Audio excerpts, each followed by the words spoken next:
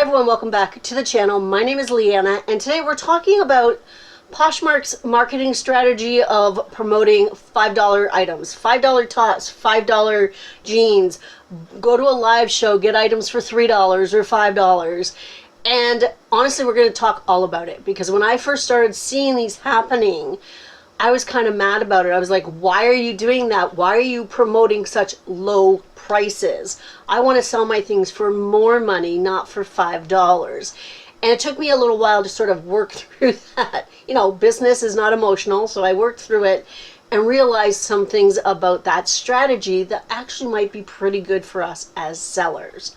So to be completely honest, I'm not seeing this happening on Posh Canada. I have not seen a promotion in the newsfeed like it is on Posh US. Whenever I go into my app on Posh US and go to the newsfeed, see, $5 tops.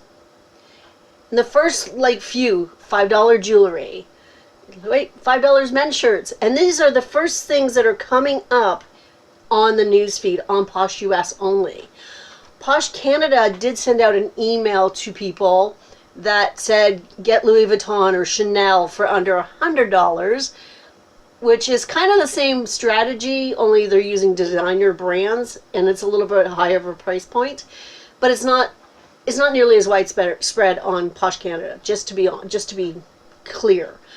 However, what did I figure out about this? Well, I'm wondering if this marketing strategy is cheapening the platform. I'm wondering if it's creating an expectation of low prices, and therefore we're getting a lot more lowball offers on our items because, hey, why aren't you selling them for $5?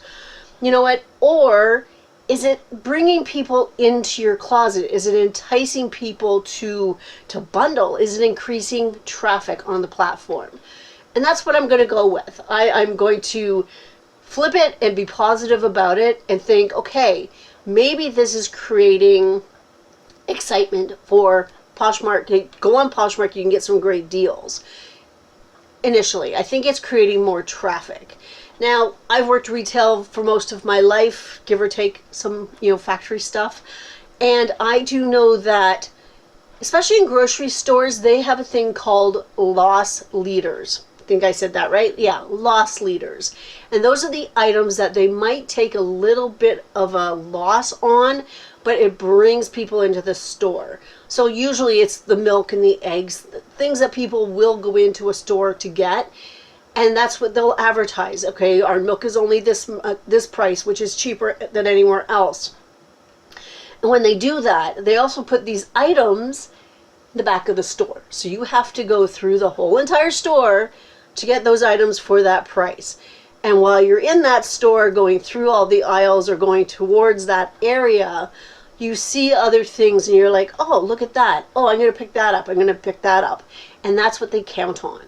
So for me, this is what Poshmark is doing, is they're promoting these $5 things, and you go into somebody's listing, you're like, oh, that's a cute shirt. I'm going to go check that out.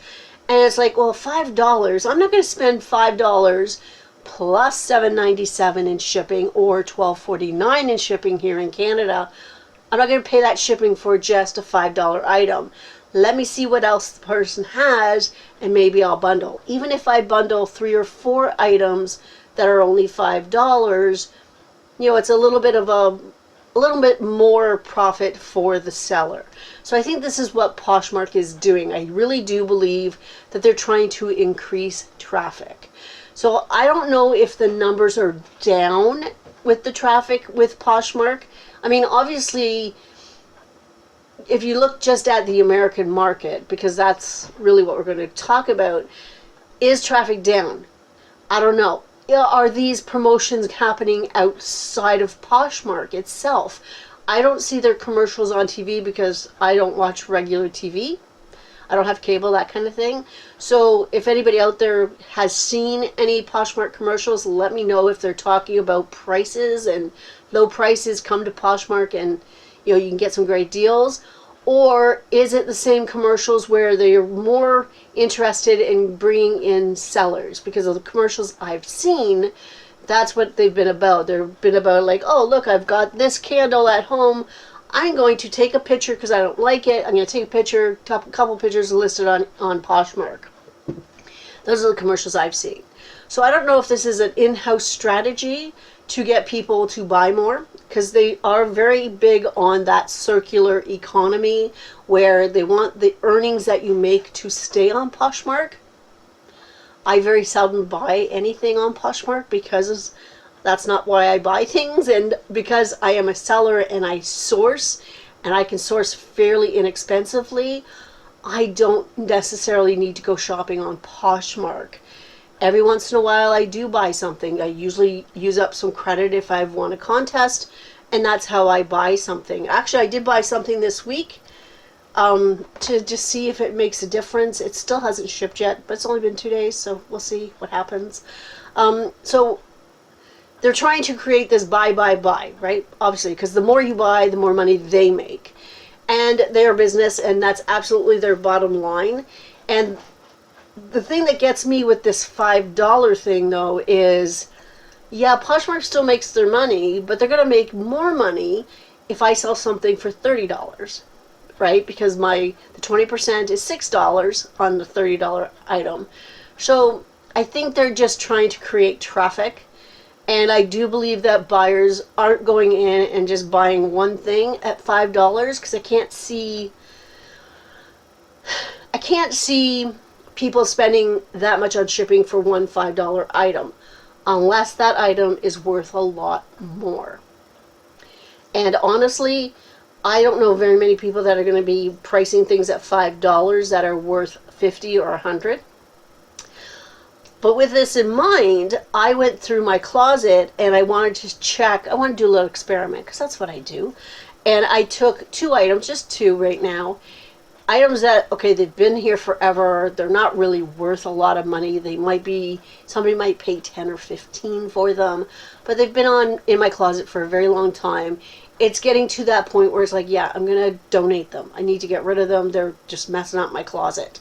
So I went in and I deleted them, and then I relisted them completely. So I just cross-listed, because that's how I do my relists. So they're new listings. And I put them down to $5 to see if it creates any more traffic. And I know that I did that this morning. It's 9 o'clock now in the morning. I did that about an hour ago. And those are ones, they're getting shared. Just like looking at my notifications, they're getting shared a lot more. I can't really tell yet. It hasn't been enough time. We'll see if they entice people into buying or going through my closet or liking things a little bit more. We'll see.